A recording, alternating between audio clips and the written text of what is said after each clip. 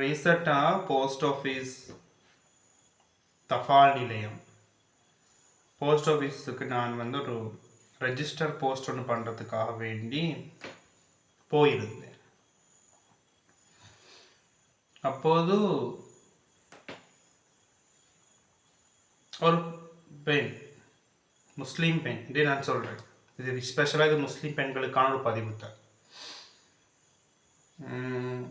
அந்த பெண், அந்த கேர்ள், நாளைக்கு அவளுக்கு ஏஜ் இருக்காது, அவங்களுக்கு நான் நினைக்கிறேன் அவங்க அட்வான்ஸ் லெவல் செய்கிறாங்களா இருக்கும். அந்த பெண் லெட்டர் ஒன்றை தூக்கி கொண்டு அங்கே ஓடுறா, இங்கே ஓடுறா, அங்கே ஓடுறா, இங்கே ஓடுறா. கடைசியில் மிச்ச நேரத்து போகிற கொண்டு வந்து கொடுத்தான். கொடுத்ததுமே அந்த லெட்டரை பார்த்துட்டு நான் சைட்டில் இருக்கிறேன், நீங்களா சைட்டில் இருக்கிறேன், அந்த பெண்ணிங்களை சைட்டில் லெட்டரை கொடுக்குறேன். அந்த லெட்டரை எடுத்துட்டு அந்த போஸ்ட் ஆஃபீஸில் இருக்கக்கூடிய அந்த ஆஃபீஸர் லெட்டரை பார்த்துட்டு அந்த கேர்ள்கிட்ட மூத்த பார்த்தா, கொஞ்ச நேரம் பார்த்துட்டு அவருக்கு அந்த பெண்ணுக்கு ஏசிக்கவும் மேலா ஒரு கோபத்தோடு தான் பார்த்துட்டு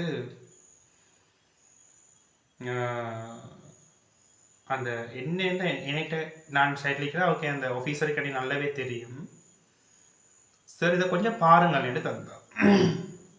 நானும் அதிருந்தே போனேன். இந்த லெட்டரில் ஸ்டாம்ப் முத்திரை ஒட்டணும். அந்த முத்திரையை லெட்டரில் எந்த சைடில் ஒட்டணும்னு தெரியாத இந்த காலத்து பெண் பிள்ளைகள் இதுதான் சொல்லலாம். அப்போ நான் அந்த கேர்ள்கிட்ட சொன்னேன், இங்கே பாருங்கம்மா, நீங்கள் ஸ்டேம்பை இந்த சைட்டில் ஒட்டிக்கிறீங்க, ஸ்டேம்ப் இந்த சைட்டில் தானே ஒட்டணும். அந்த ஸ்டேம்பை எங்கே ஒட்டணும்னு தெரியாமல் தான் அந்த கேர்ள் அவ்வளோ நேரம் அங்கேயும் இங்கேயும் ஓடிட்டு அவவே கெஸ் பண்ணி ராங் சைட்டில் ஒட்டிட்டு கொடுத்திக்கிறான். அப்போ அந்த ஆஃபீஸர் எனக்கிட்ட ஒரு விடயம்னு சொன்னால் அதுதான் எனக்கு இந்த பதிவை போடுறதுக்கே காரணம். சார், நான் இந்த போஸ்ட் ஆஃபீஸில் அவள் சொல்கிறேன் சார், இந்த போஸ்ட் ஆஃபீஸில் நான் 4 வருஷமாக ஒர்க் பண்ணுறேன், எனக்கும் தெரியும், அவள் தெரியும். அவள் சொன்னா, சார் உங்களோட முஸ்லீம் இந்த பொம்பளை புள்ளோள் நிறைய பேரே இப்படி இருக்கிறாங்க. ஃப்ரம் அட்ரஸ் எங்கே எழுதணும்னு தெரியாது, டு அட்ரஸ் எங்கே எழுதணும்னு தெரியாது, ஸ்டேம்ப் எங்கே ஒட்டணுன்றது தெரியாது. அடுத்தது சார் அவள் சொன்ன ஒரு விஷயம் என்னென்னா, எனக்கு அது சொன்னதுமே எனக்கு உண்மையாகவே உண்மைதான். ஏன்னா நான் அவள் சொன்ன விஷயத்தை ஏற்றுக்கொண்டேன். நீங்கள் சொல்கிறது உண்மைதான் மேடம்னு சொன்னேன். ஏன்னா நான் பார்த்துக்கிறேன், இந்த ஏடிஎம் மிஷினில் எங்களோட முஸ்லீம் கேர்ள்ஸ் படுற பாடு. இந்த ஏடிஎம் பேங்குக்கு போயிட்டு எப்படி ஏடிஎம்ல சல்லி எடுக்கணும்ன்றது தெரியும். ஹாஸ்பிட்டலுக்கு போயிட்டு எப்படி ஒரு வார்டை எப்படி கேட்டுக்கொண்டு போகணும், ஒரு செக்யூரிட்டி எப்படி போய் பேசணுன்றது தெரியும். இது உண்மையாக முஸ்லீம் பெண்களோட மேலே பிழை இல்லை, அவங்களோட மேலே எந்த விதமான பிழையும் இல்லை. இதுக்கு பிழை யாரு தெரியுமா? உம்மாவும் அப்பாவும் தான் பிழை. இந்த உம்மா அப்பா நினைக்கிற இந்த முஸ்லீம் பொம்பளை புள்ளவளை பொத்தி ஒரு கவரில் போட்டு மூடி வச்சிடணும். இல்லாட்டி பயமே வெளியே விட்டேன்னு சொன்னால் கரைஞ்சிருவாங்கன்னு பயம். சரி, அதனால் அந்த முஸ்லீம் பொம்பளை புள்ளவளுக்கு எதையுமே காட்டி கொடுக்குறதில்ல, அவங்களுக்கு ஊடுட்டா ஸ்கூல்ட்டா கிளாஸ், இவ்வளோதான் தெரியும். இந்த வீடியோ பார்த்து கொண்டிருக்கக்கூடிய முஸ்லீம் பொம்பளை புலவுகள் எத்தனை பேருக்கு போஸ்ட் ஆஃபீஸ் போய்த்து நீங்கள் லெட்டரோட போஸ்ட் பண்ணிக்கிறீங்க? மனசாட்சியை தொட்டு கேளுங்க. பேங்குக்கு போய்த்து ஏடிஎம் கார்டில் சல்லி எடுத்துக்கிற மனசாட்சியை தொட்டு கேளுங்க. ஆன்லைனில் ஒரு ஃபார்மோட ஃபில் பண்ணிக்கிறவங்க, ஹாஸ்பிட்டல் போய்ட்டு நோயாளியை பார்த்து அதை வார்டு எத்தனை டாக்டரோட பேசி கதைச்சி நோயாளிகிட்ட அதனுடைய என்ன தத்துவம் இழிக்கிறார்ன்றத விசாரித்தவங்க, இன்னும் நிறைய இடங்கள் சொல்லலாம். பொது பப்ளிக் பிளேசஸ், ஒரு கச்சேரிக்கு போயிட்டு அவங்களோட வேலைகளை செஞ்சு கொண்டவங்க, எத்தனை பேர் உங்களோட மனசாட்சி தொட்டு கேளுங்க 7 ஆண்டு இவ்வளவுக்கும் அவங்க ஓலவெல்ல 9A 8A 7A ரிசல்ட்ஸ். சில கேர்ள்ஸ் எஜுகேஷனில் டாப், ஸ்கூலில் எந்த போட்டி வச்சாலும் அதில் எந்த எக்ஸாம் வச்சாலும் அதில் நல்ல மார்க்ஸ். ஆனால் போஸ்ட் ஆஃபீஸ் போய்த்து லெட்டரோட போஸ்ட் பண்ண தெரியா, பேங்குக்கு போய்த்து நடந்து கொள்வது எப்படி தெரியா, ஹாஸ்பிட்டலில் நடந்து கொள்வது எப்படி தெரியா, டாக்டரோடு எப்படி பேசணும்னு தெரியா, ஒரு சாரோடு எப்படி பேசணுன்றது தெரியா, பஸ்ஸில் ஒரு டிக்கெட் எடுத்து எப்படி போகணுன்றது தெரியா, லைனில் நின்று ஒரு வேலையை எப்படி செய்யணுன்றது தெரியா, நிறைய தெரியாது. காரணம் என்னென்னு உமா அப்பா தான் காரணம், வேறு யாருமே உமா அப்பா தான் காரணம்.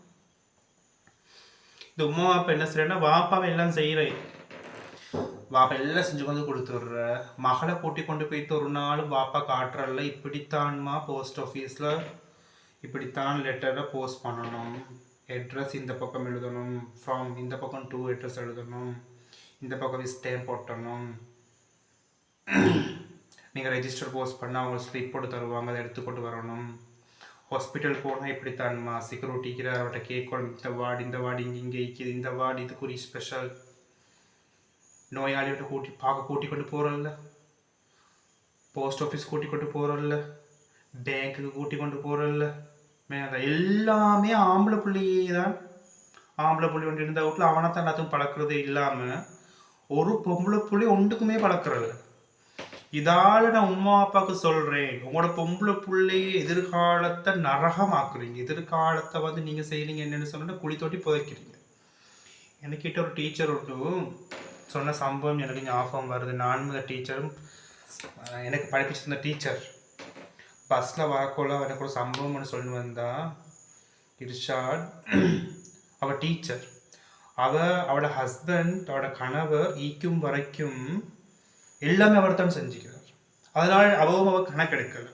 அவளுக்கு பேங்க்குக்கு போனதும் இல்லை, அவள் ஹாஸ்பிட்டல் போனதும் இல்லை, போஸ்ட் ஆஃபீஸ் போனதும் இல்லை, பேங்க்குக்கு போய்த்து ஏடிஎம்ல சளி எடுத்ததும் இல்லை. எல்லாருமே கணவரை செஞ்சு கொண்டு வந்து கொடுத்துருவார். கணவர் சடன்லி ஹார்ட் அட்டாக்ல மரணிக்கிறார். மரணிச்ச உடனே இவ தான் எல்லாத்தையும் செய்ய வேண்டிய நிலைமை. பேங்குக்கு போகணும், கச்சேரிக்கு போகணும், ஹாஸ்பிட்டலுக்கு போகணும், எல்லாம் இவ தான் செய்ய வேண்டிய நிலைமை. நீங்கள் தான் இவக்கு நானும் தம்பி மேலே சப்போர்ட்டோ அப்படி ஒன்றும் இல்லை, இவ தான் செய்யணும், எல்லாத்துக்கும் ஓடணும். அப்போ சொன்ன இர்ஷாட், நான் பட்ட கஷ்டம் எனக்கு தான் தெரியும். டீச்சராக அவ சொல்கிறான் பாருங்க, பேங்க்குக்கு போய்த்து எப்படி தெரியாது, எல்லாம் ஒவ்வொன்றா கஷ்டப்பட்டேன். அவள் சொல்கிற ஒவ்வொரு பெண்களும் இந்த உலக வாழ்க்கையை விளங்கி இருக்கணும்னு என்கிட்ட சொன்னான். இந்த உலக வாழ்க்கையை விளங்கிக்கணும். ஒவ்வொரு பெண்களும் தனியாக ஒரு போஸ்ட் ஆஃபீஸ் போய்த்து எப்படி, ஒரு ஹாஸ்பிட்டல் எப்படி நடந்துக்கோ, ஒரு டாக்டரோட எப்படி பேசுகிற, ஒரு போலீஸோடு எப்படி பேசுகிற, ஒரு ட்ராஃபிக்கில் இதாகினா அவரோட எப்படி கதைக்கிற, ஒரு சட்ட சிக்கலோடு வந்து அதை எப்படி ஃபேஸ் பண்ணுறத ஒவ்வொரு பெண் பிள்ளைகளும் விளங்கணும். பெண் பிள்ளைன்னா ஆம்பளை பிள்ளைகள் எப்படியோ ரோட்டில் ஈட்டு அவங்க ரோட்டுக்கு ஆகிறதுனால, சமூகத்துக்கு ஆகிறதுனால அவங்க அடிப்பட்டின வந்துடுவாங்க, அவங்களுக்கு தெரியும், யாரும் சொல்லிக் கொடுக்க தேவையில்லை. ஆனால் பொம்பளை பிள்ளைகள் அப்படி இல்லை. முஸ்லீம் பொம்பளை பிள்ளைகள கோடிட்டே நான் சொல்கிறேன். முஸ்லீம் பெண்களோட உமா அப்பா கட்டாயம் சொல்கிறேன், உங்களோட பொம்பளை பிள்ளை நீங்கள் எல்லா இடமும் கூட்டி கொண்டு போய்த்து பழக்குங்க. என்ன மாலை முண்டுன்னு சொன்னால் அந்த புழல் முண்டு போய்ட்டு செய்யற அளவுக்கு தைரியம் இருக்கணும். சரி, சில வீட்டில் ஆம்பளை பிள்ளைகள் இல்லை, பொம்பளை பிள்ளைகள் மட்டும்தான்.